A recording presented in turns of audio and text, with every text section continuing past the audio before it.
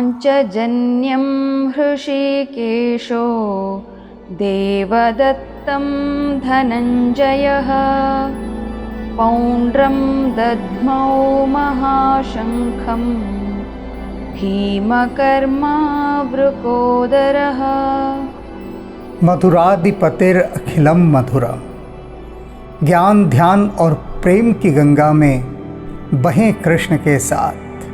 तो आज बहेंगे हम नामों की यात्रा में और कामों की यात्रा में कि किस नाम ने कौन कौन सा काम किया और किस नाम की क्या क्या महिमा है। प्रसंग जो चल रहा है इसमें संजय धृतराष्ट्र को महाभारत का हाल सुना रहे हैं। धृतराष्ट्र ने कहा संजय से कि संजय, तुम मुझे बताओ कि मेरे पुत्र और पांडवों के पुत्र इस समय क्या कर रहे हैं।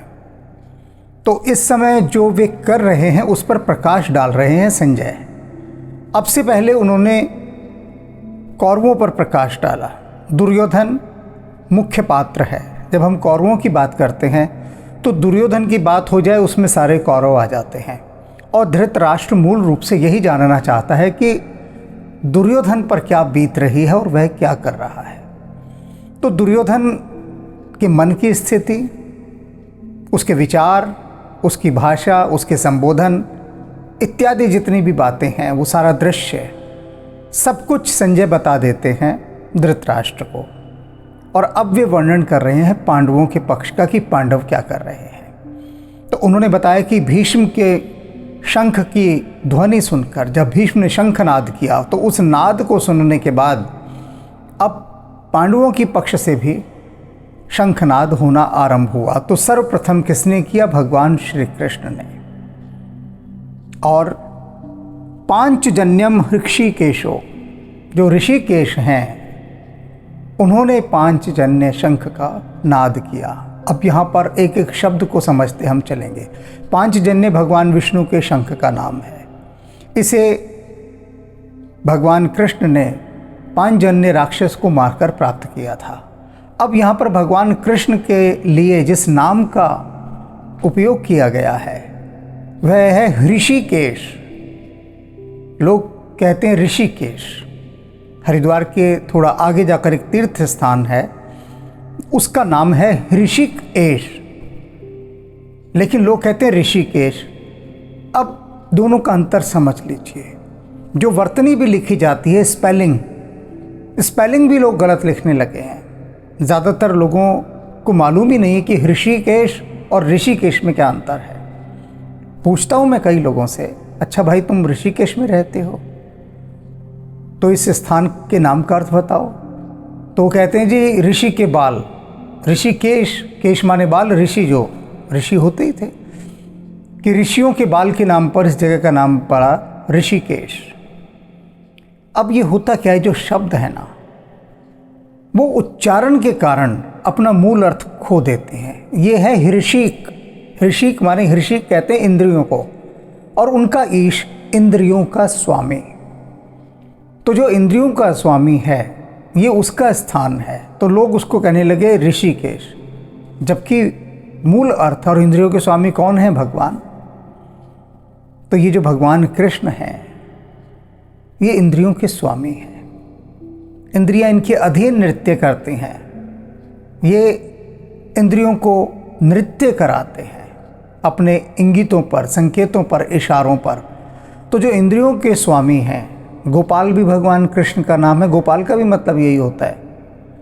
गोपाल का मतलब इंद्रियों का पालन करने वाले और गायों का पालन करने वाले, दोनों स्थानों पर इसका अर्थ जाता है। श्लिष्ट शब्द है ये। तो अब जो सर्वप्रथम शंखनाद किया वो ऋषिकेश ने किया, यानी भगवान कृष्ण ने। अब भगवान कृष्ण के बाद धनंजय अपने देवदत्त नामक शंख से नाद करते हैं।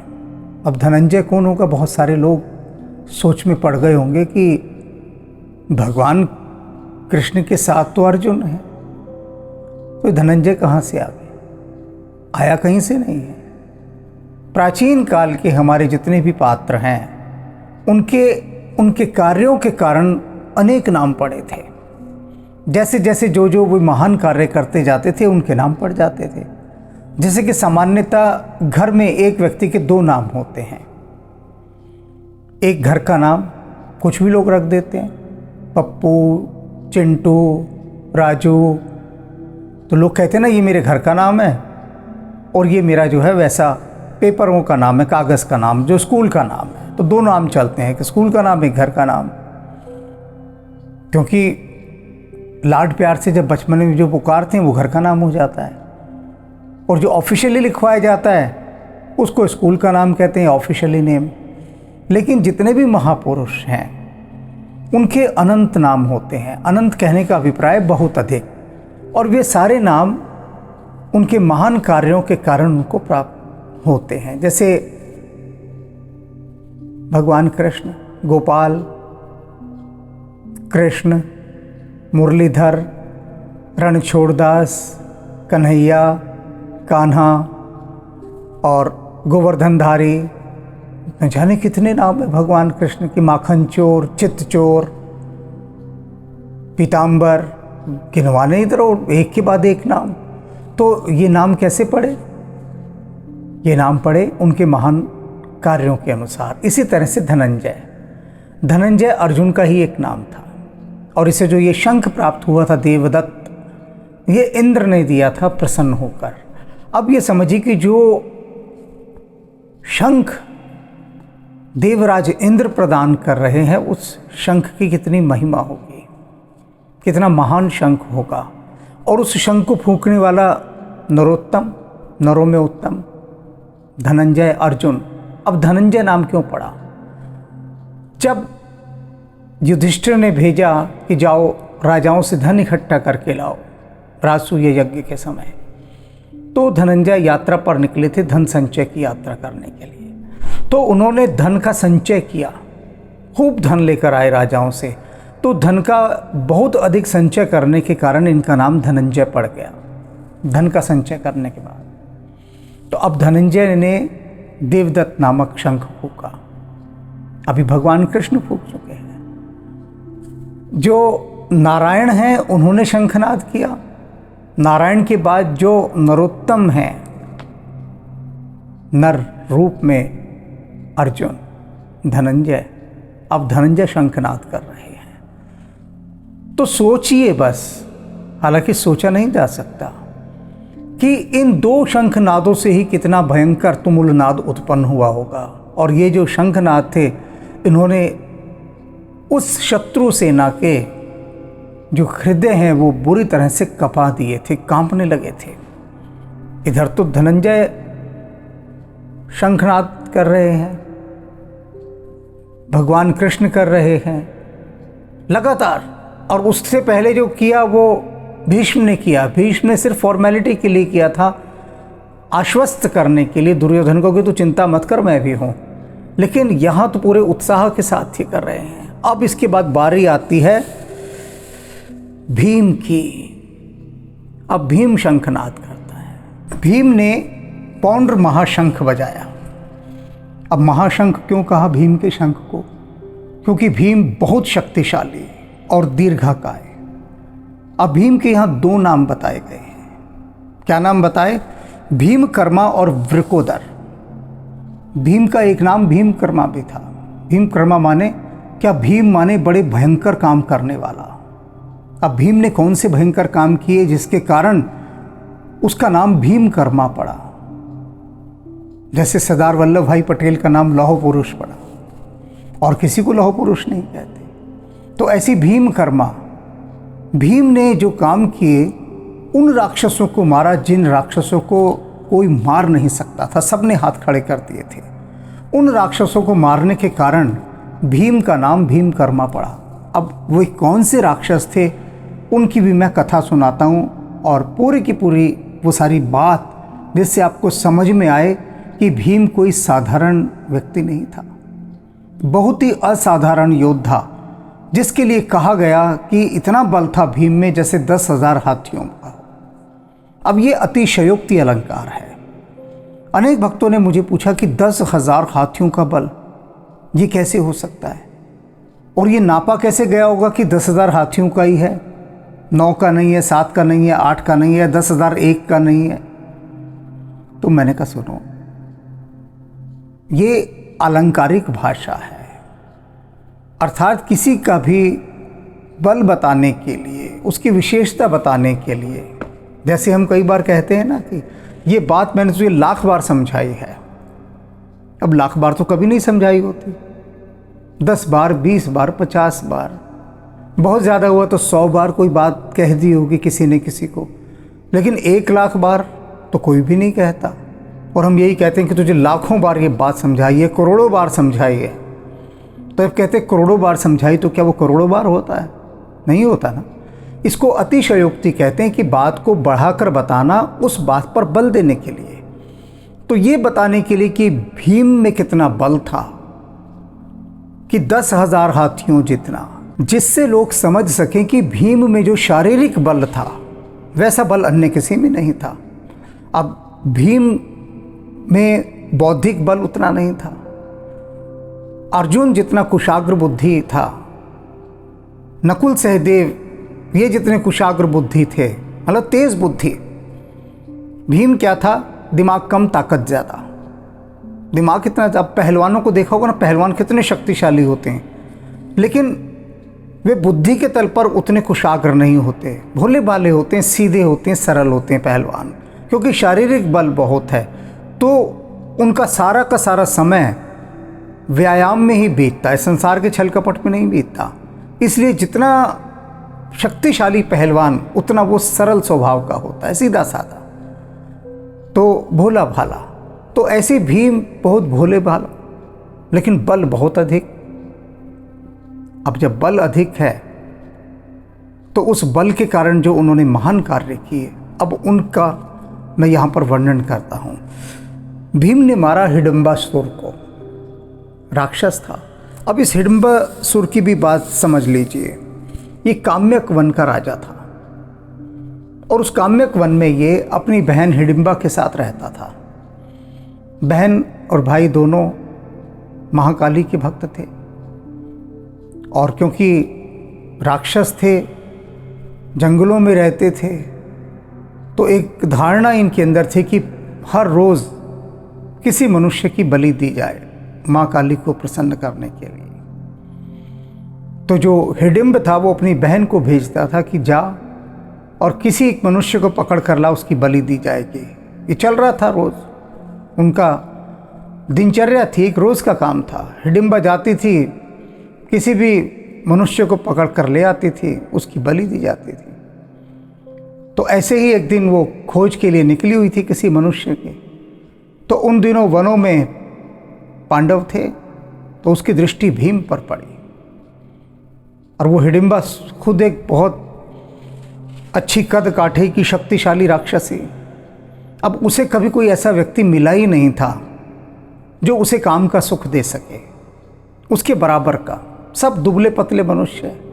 तो भीम को देखते ही वो उस पर आसक्त हो गई, और उसने भीम को प्रेम निमंत्रण दिया और कहा कि तुम मुझसे विवाह कर लो और इसी वन में रहो मेरे पति बनकर।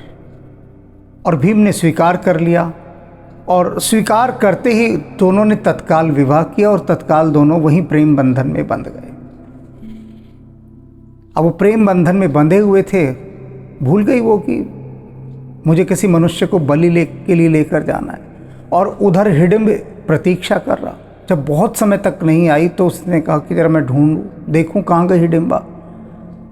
तो आया तो उसने देखा हिडिंबा तो भीम के साथ प्रेम प्रसंग में डूबी हुई है। अब उसे बड़ा गुस्सा आया। अब वो भीम को मारने के लिए दौड़ा।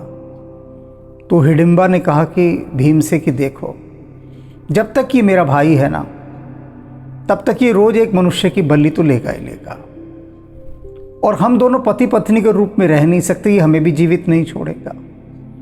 तो अब तो एक ही मार्ग है कि या तो ये ना रहे या तुम ना रहो।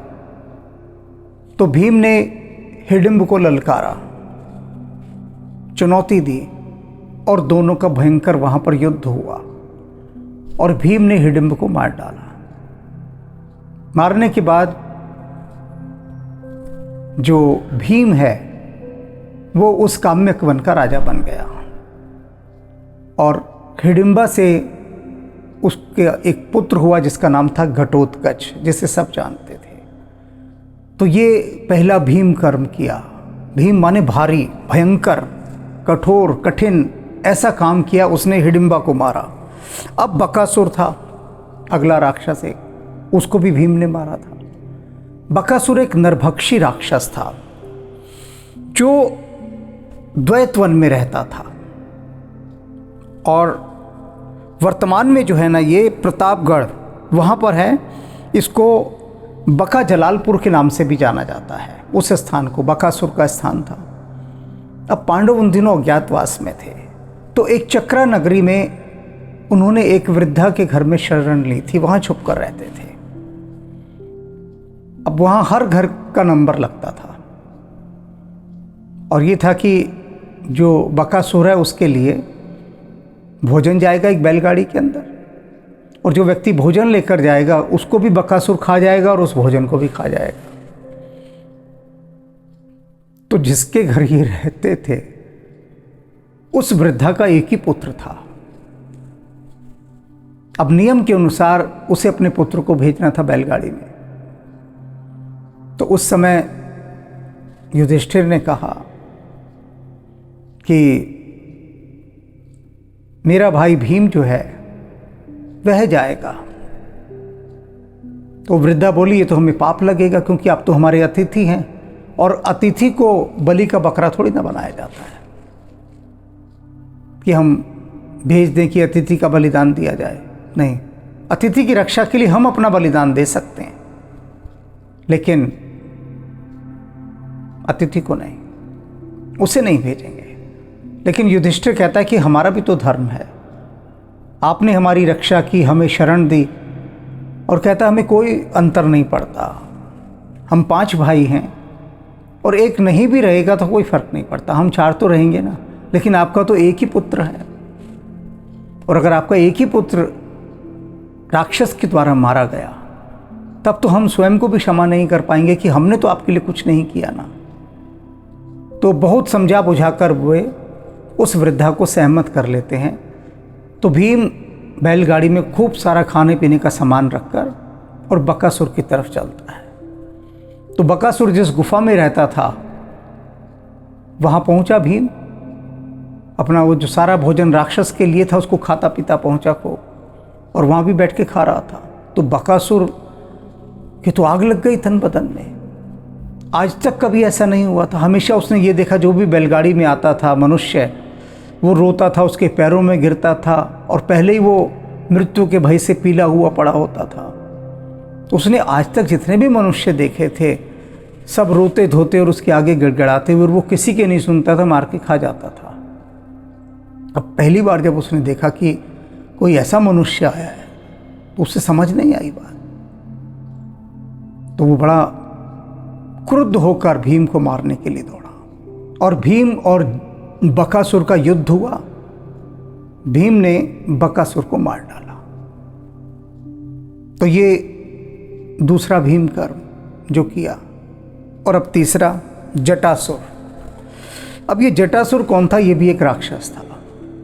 अब राक्षसों को देखो, सारे राक्षस जो हैं वो कितने अत्याचारी हैं, हर जगह हर स्थान पर वो अत्याचारी कर रहे हैं। तो ये जो राक्षस था जटासुर, इसकी दृष्टि द्रौपदी पर थी, और द्रौपदी के साथ साथ थी पांडवों के अस्त्र और शस्त्रों पर जो कि दिव्य थे। तो वह इन्हें चुराना चाहता था। अब जटासुर ने एक पूरा का पूरा एक प्लान बनाया, योजना बनाई। क्या योजना बनाई? कि जिस समय ये पांडव वनों में थे तो वो उनके पास ब्राह्मण का वेश धारण करके पहुंचा, बहुत विद्वान, मंत्रों का ज्ञाता, सब कुछ। अब राक्षस ज्ञानी तो होते ही थे, लेकिन ज्ञानी होना और अत्याचारी होना, क्रूर होना, दोनों एक अलग बात है। दोनों अलग अलग बात है, एक बात नहीं है। कोई ज्ञानी हो और अत्याचारी हो, इसके कारण उसको क्षमा नहीं किया जा सकता।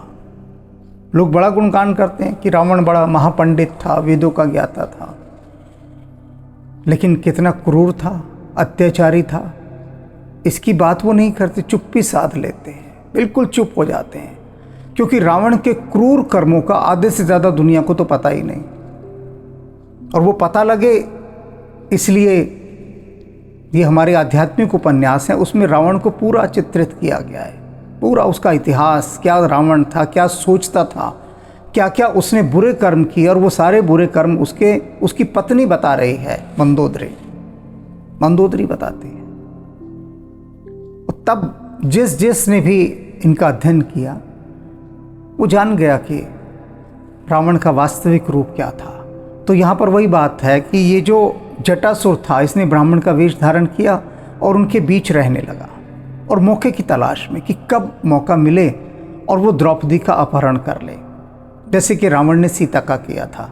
रावण वहाँ रहकर अपहरण करने की योजना नहीं बना सका, यदि उसी को मौका मिलता तो वो भी राम लक्ष्मण और उनके साथ कुटिया में रहता, लेकिन वो जानता था कि धरा जाएगा, पहचान लिया जाएगा, और पहचान वो यहाँ भी गया था। भीम ने पहचान लिया था कि कुछ तो गड़बड़ है इसमें, ये जो हमारे बीच ब्राह्मण का वेश धारण करके आके रह रहा है कुछ सही नहीं लग रहा। भीम को संदेह था और भीम चाहता था कि उसे वो मार दे, क्योंकि वहाँ पर किसी भी संदेह के लिए कोई संभावना नहीं थी। दुर्योधन ने हत्यारे छोड़े हुए थे, लेकिन युधिष्ठिर के कारण भीम सदा चुप रहा, कुछ नहीं बोला। और एक दिन अवसर पाकर जटासुर ने इनके सारे दिव्यास्त्र जो थे इन सबको चुराया, और मौका देखकर, किस चीज़ का मौका देखकर, देखा कि भीम वनों में लकड़ियां बीनने गया हुआ है, भोजन लेने गया हुआ है, और भीम से वो थोड़ा डरता था, क्योंकि अगर उस पर कोई हावी हो सकता था तो वह भीम था। तो उसने क्या किया, युधिष्ठिर, अर्जुन, नकुल, सहदेव और द्रौपदी, इन सब का अपहरण कर लिया। अब कितना शक्तिशाली हो गए देख लो कि ये सब लाचार और बेबस हो गए। सबके हथियार उसने पहले काबू में कर लिए। तो अर्जुन क्या करता, अर्जुन का तो सारा बल उसके गांडीव में था, धनुष में था। अब जब धनुष नहीं है तो अर्जुन कुछ नहीं कर सकता, राक्षस का मुकाबला नहीं कर सकता, कोई भी नहीं कर सकता, क्योंकि शारीरिक बल में सब कम थे। अगर उनके पास उनके हथियार हो तो वो लड़ सकते थे। अब सबको अपने अधीन करके वो अपहरण करके ले जा रहा था। तो उसी समय सहदेव ने अपनी कौशिकी तलवार, उनकी तलवार का नाम था कौशिकी, वो छीन ली जटासुर से, और बचकर किसी प्रकार से भागा। और भागने के बाद भीम को चिल्ला चिल्ला कर पुकारने लगा रक्षा के लिए, और उधर से भीम भी आ गया था। उसने बताया कि इस तरह से वो जटासुर सबका अपहरण करके ले जा रहा है। भीम भी दौड़ा पीछे, और उधर युधिष्ठिर उसको धिक्कार रहे थे, उस राक्षस को कह रहे थे कि पापी, तुझे हमने अपने यहाँ शरण दी, तूने हमारा अन्न खाया, नमक खाया, और तू इस तरह से कृतज्ञ हो गया, तूने हमारी पीठ में छुरा घोंपा, जिस थाली में खाया उसी में छेद किया, और तुझे जो पाप लगेगा ना, तो उसकी कल्पना नहीं कर सकता, तू घोर नरक में जाएगा। अगर तू वीर है तो रुका रह और भीम से युद्ध कर। इतना धिक्कारा कि वो राक्षस जो है ना, उसकी गति रुक गई धिक्कार सुन सुनकर। और जैसे उसकी गति रुकी, इतने में भीम भी पहुंच गया, और भीम ने इस जटासुर को ललकारा, और बड़ा भयंकर युद्ध हुआ। और उस युद्ध में भीम ने जटासुर को भी मार दिया। अब देखो कैसा भीम कर्म किया, कैसा महान कर्म किया, कैसा भारी कर्म किया, कि कितने राक्षस मारे अभी तक, और अभी रुका नहीं है सिलसिला, अभी तो और है। उसके बाद है कीचक, राजा विराट का साला जो कीचक था, सुदेशना का भाई, और वहाँ का सेनापति, बहुत ही शक्तिशाली और बहुत ही क्रूर। तो अज्ञातवास के समय में ये सारे पांडव वेश बदल कर रह रहे थे छुपकर। तो जो महारानी द्रौपदी वो सरेंद्री का काम करती थी, दासी का, तो सुदेशना की दासी थी। और सुदेशना का भाई कीचक वो समय समय पर वहाँ आता था, और द्रौपदी का जो सौंदर्य है उसका सौंदर्य देखकर वह पागल हो गया। ऐसा सौंदर्य उसने कहीं नहीं देखा था। और उस समय जो सेनापति होते थे या राजा महाराजा कोई भी, अगर उनकी दृष्टि किसी सुंदर स्त्री पर पड़ गई तो फिर वह उनकी हो जाते थे, क्योंकि कोई मानवाधिकार तो था नहीं उस समय कि वो लोग चिल्लाएंगे, रोकेंगे। कोई नियम कानून नहीं था, बस एक ही था, जिसकी लाठी उसकी भैंस। जिसके पास शक्ति है बस वो जो कहेगा वही नियम, वही कानून, सब कुछ वही। तो उसने द्रौपदी को कुदृष्टि से देखना आरंभ कर दिया और द्रौपदी को प्रस्ताव भेजा काम का। अब द्रौपदी की समझ में नहीं आ रहा था वो क्या करे, बुरी तरह से फंसी हुई थी और कुछ कर भी नहीं सकती थी, क्योंकि उनको तो अपनी गोपनीयता को बचा कर रखना चाहिए था। तो उसने भीम से चर्चा की चुपके से। उसने कहा कि देखो वो कीचक आता है मेरे पास और बुरी नज़र डाल रहा है, और वो उसने मुझे काम का भी निमंत्रण दिया है, मैं क्या करूं। भीम कहता है उसका निमंत्रण स्वीकार कर ले। द्रौपदी तो बड़े हैरान होकर देखती है। वो कहता है जो कह रहा हूं ना सुनो। कीचक से कहो ठीक है, अब यहां सबके सामने अगर मैं स्वीकार करूंगी तो अच्छा नहीं लगेगा, दुनिया देखती है, तो उसको एक एकांत स्थान में बुला लो कि अकेले में आ जाओ वहां पर, और बाकी काम फिर मेरा है। तो द्रौपदी कीचक से कहती है कि देखो तुम रात को उस स्थान पर आ जाना। कीचक तो बड़ा प्रसन्न हो जाता है, आता है वो वहां पर। तो वहां पर बैठा होता है भीम, और भीम दबोच लेता है कीचक की गर्दन, और बड़ा भयंकर वहां युद्ध होता है और कीचक को भीम मार देता है। कीचक कोई साधारण नहीं था, बहुत बलशाली था, उसको भी मार दिया कीचक को। तो ये भीमकर्मा, इसीलिए उसको भीमकर्मा कहा गया। अब है जरासंध, इसको भी भीम ने मारा। जरासंध मगध का राजा था और कंस का ससुर था। जरासंध की 2 बेटियां अस्ति और प्राप्ति, इन दोनों का विवाह कंस के साथ हुआ था। जब कृष्ण ने कंस को मार दिया तो जरासंध बहुत क्रोधित हुआ और उसने कृष्ण को मारने के लिए, जहां तक मुझे याद आ रहा है कि 17 बार उसने आक्रमण किया मथुरा पर। 17 बार पीछा ही नहीं छोड़ रहा था कृष्ण का। तो कृष्ण ने सोचा इससे मुक्ति पानी है, और जरासंध इतना क्रूर राजा था कि उसने 86 राजाओं को बंदी बना रखा था, अपना गुलाम, अपने अधीन। तो एक प्रस्ताव भेजा गया जरासंध को कि भीम के साथ मल्ल युद्ध करो,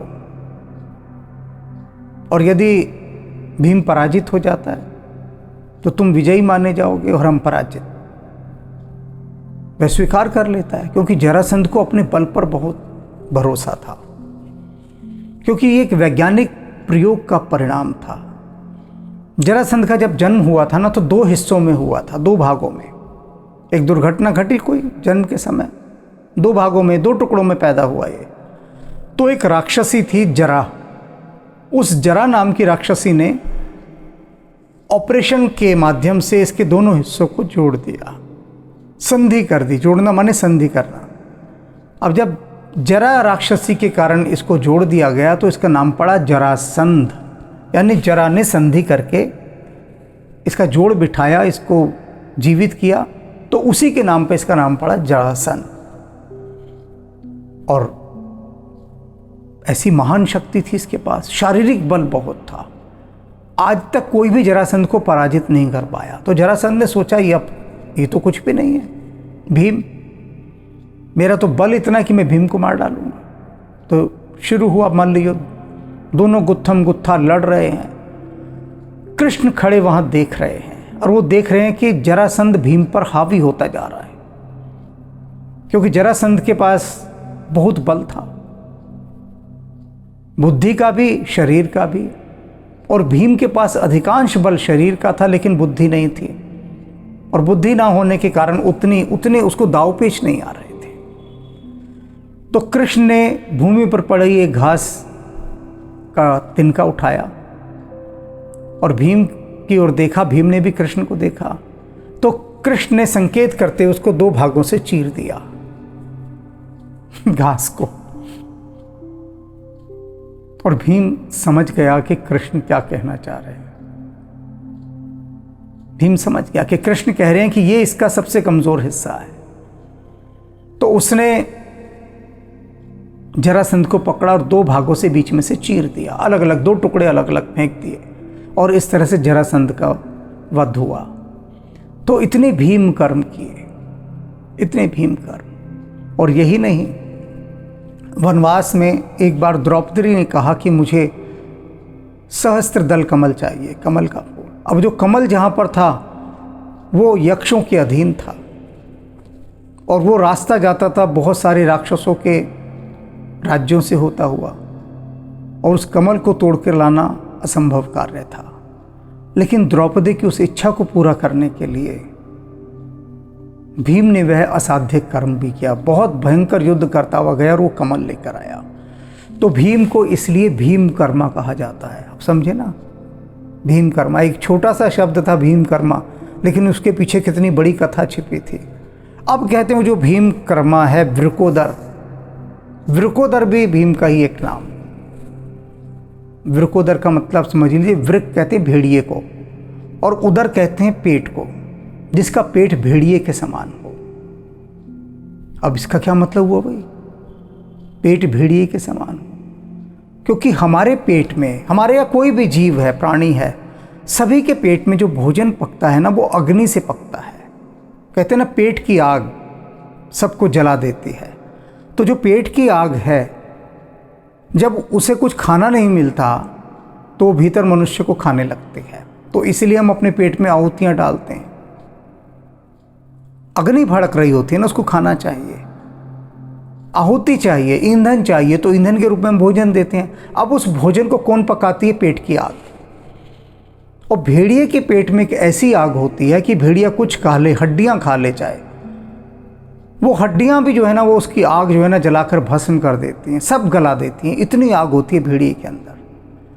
तो वैसी ही आग भीम के अंदर थी। भीम कितना भी खा ले, कुछ भी खा ले, उसके पेट की आग सब कुछ भस्म कर देते थे।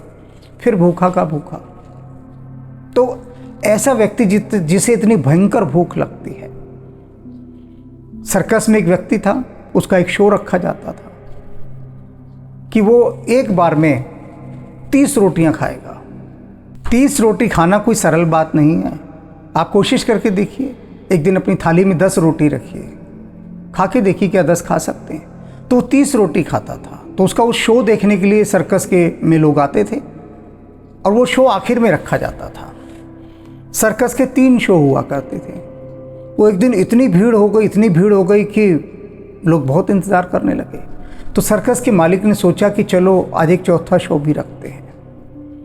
लेकिन क्योंकि आखिरी शो उस रोटी खाने वाले का होता था, व्यक्ति का, तो उसने उससे कहा, भाई बात सुनो, आज एक शो और कर दो, चौथा शो, मान जाओ। तो आदमी तो भड़क गया। उसने कहा कि कितना काम लोगे मेरे से, हैं? अरे तुम्हारा एक चौथा शो भी करूं, मुझे घर जाना ही नहीं जाना, और घर जाके भोजन करना ही नहीं करना। घर पर मेरी पत्नी ने खाना बना कर रखा होगा, उसे कौन खाएगा? तो वो जो 30 रोटी खा रहा है हर शो में, उसको घर जाके भी खाना खाना है। वो वृकोदर है, यानी ऐसा पेट है उसके पास जिसमें भेड़िए जैसी आग है। तो भीमसेन के भीतर भेड़िए जैसी आग थी उसके पेट में। सब कुछ जो खाता था वही, और शरीर भी कितना शक्तिशाली। तो उसको ज़्यादा फ्यूल चाहिए नहीं चाहिए, ईंधन भी ज़्यादा चाहिए। तो उसका नाम वृकोदर पड़ा इसीलिए। तो वृकोदर ने अपना पौंड्र जो शंख है, पौंड्र शंख, उसको फूंका। अब भीमसेन जब शंख फूंक रहे हैं, अर्जुन, भगवान कृष्ण, तो क्या स्थिति होगी? वायुमंडल किस तरह से थरथरा रहा होगा। और उसमें भी कौन थरथरा रहा होगा? शत्रु पक्ष। देखिए ध्वनि वही है, वही ध्वनि है लेकिन उस ध्वनि से पांडव सेना आतंकित नहीं हो रहे, कौरव सेना, शत्रु सेना। क्यों? क्योंकि पांडव सेना को तो पता है ये जो शंखनाद हो रहा है ये हमें डराने के लिए नहीं हो रहा, हमारी तरफ से ही तो किया जा रहा है, तो उसका प्रभाव उस पर नहीं पड़ रहा। किसी भी चीज़ का जो प्रभाव है वो हमारी मनस्थिति के अनुसार पड़ता है। शब्द वही हो रहा है, शोर वही हो रहा है, नाद वही हो रहा है, लेकिन उसका प्रभाव कौरवों पर डरा देने वाला हो रहा है और पांडव सेना और उत्साहित और आनंदित हो रही है। तो किसी भी चीज़ का प्रभाव हमारी मनस्थिति के अनुसार पड़ता है। और आज हमने इन महान नामों की जो गाथाएं जानी, ये हमारे आगे बहुत काम आएंगे, क्योंकि गीता की जब व्याख्या और आगे बढ़ेगी तो उस समय किसी भी पात्र का वर्णन करते समय आप सभी के सम्मुख उसकी विशेषताएं भी साथ साथ चलती रहेंगी, जो कि बहुत आवश्यक है।